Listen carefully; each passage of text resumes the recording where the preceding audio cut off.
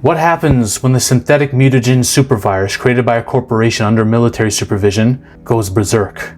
What was originally intended as a bioweapon starts spreading, causing mutations, infections everywhere, but also leads to one of the craziest and most overpowered superpowers of all time? Yeah, you know, I've seen a lot of superpowers that are OP as fuck very recently. Sentry being the main one.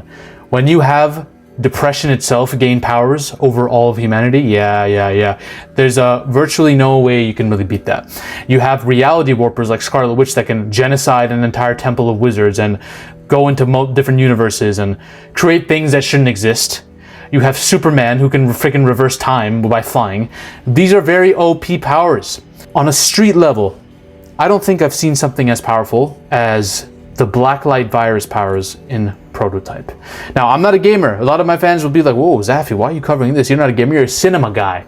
Well, here's the thing. I think no game is more badly in need of a TV show. Well, arguably, you have some exceptions to that, but I feel like this kind of lore is ripe for a TV show, and no one believes me when I say I'm not a gamer. I don't play games. I mean, I've played a few here and there, like Mortal Kombat, some racing games, and I've delved into more games now for the lore aspect, like Doom and all that shit. But point is, I'm a guy who wants to escape my reality all the time. I do it with cocaine. I snort a lot of it. And I do it with movies, because I think reality is pathetic. I think it's laughable. I think the system that we live under and the one that humans created and they continue to create with their choices is a clown show.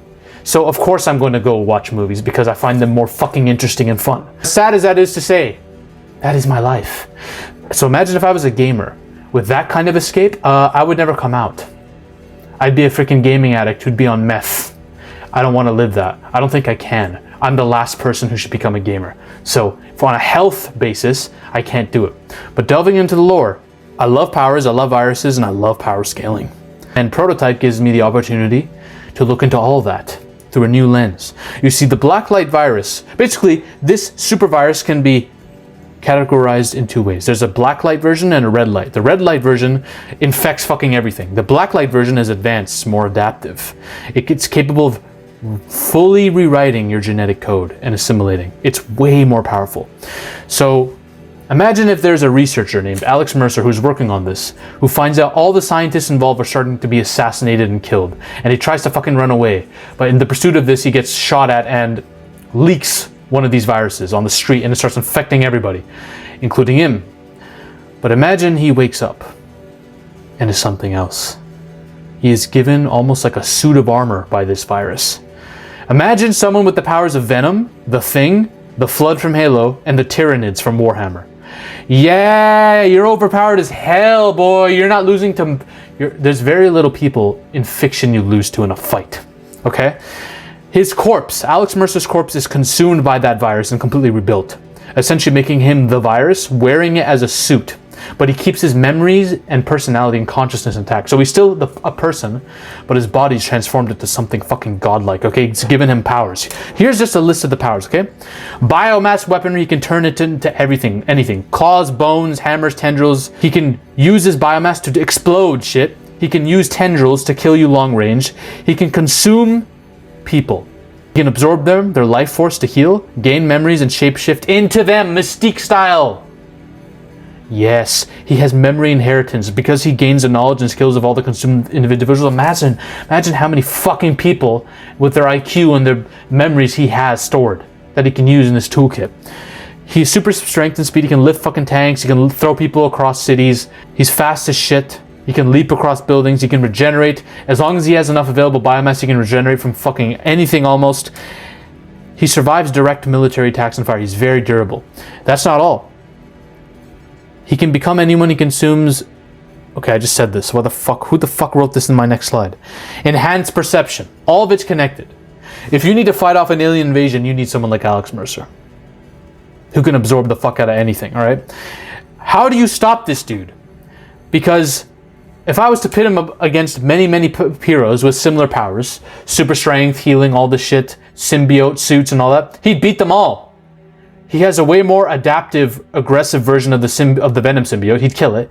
What is Spider-Man gonna do to him? His spider sense can only save him from so long, bro. Good luck getting fucking absorbed. Wolverine, you're pretty powerful. Like a Wolverine, you may not get killed by him, but you're not beating him either. You need to destroy or consume the virus's biomass without getting absorbed and assimilated yourself in order to beat it. That's the tough part. You need to be someone whose physical being is durable enough that the virus won't do anything to him, and you have enough energy projection that you can kill it all without it escaping. Now, obviously something like a nuke could beat him, but I've read that even in some versions of the canon, Alex Mercer has been hit by nukes and he survives. How the fuck do you beat him? He's surviving nukes that are lobbed at him. You need durability on the level of Hulk or Thor. Now the Hulk, I can see Alex Mercer getting around the Hulk, maybe beating him, right? Because the Hulk's strength would be overwhelming, but I feel like, and his durability would too, but I feel like Alex Mercer could figure out a way to get to inside his organs and consume him. Thor would be a bigger issue because Thor can fly and shoot lightning at you at the same time and has the strength and durability of the Hulk. Yeah, you're fucked at that point. So you need a god or a reality warper like Wanda Maximoff. Now the thing is, Alex Mercer is faster than all these idiots. So it depends on how fast he can get to her flesh before she casts a spell that can cast him out of reality or disintegrate him, right? If he can do that, and if he can assimilate her and get her memories, oh, it's over. You really need a body that's durable that can withstand this thing trying to assimilate you. You need to be like Dr. Manhattan.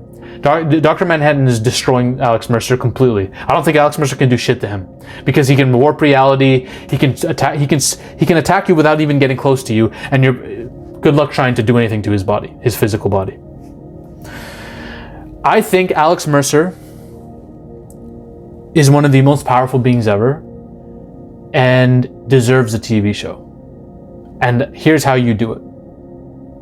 You need to create a TV show. Don't do Amazon because just no.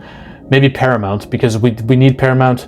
Paramount fucked Halo up, and I hope they learned from their mistakes. Not only did they mess up the characters there, but the Flood is barely even a factor in that show. You can use this as a redemption arc for yourselves, Paramount. And you're gonna cast Sam Worthington as Alex Mercer. Yes, remember when Sam Worthington was Hollywood's favorite actor? They cast him in everything in like 2009, 2010, Avatar, Clash of the Titans, and a bunch of other blockbusters. His voice, his look, if you give him a buzz cut, he's Alex Mercer. I know people question his acting range, but trust me, he can do it. If anyone can do it, it's him. Don't cast Pedro Pascal, I'm begging you. If you do, it should be that Alex Mercer disguises himself because he has mystique powers. He disguises himself as someone who looks like Pedro Pascal and then have him rip off his face just to fucking spit at this dude. Just out of spite. Just out of spite to Pedro Pascal do that. That's what I would do if I was the people behind Prototype. That's what I would do. Because essentially this lore with Prototype, with the virus and the powers it gives you, it's everything you want. It's everything I want. And like even on a sci-fi horror level. Mutations, zombies, viruses, and then superpowers on top of that, with assimilation level beings. Yeah. This is everything you want.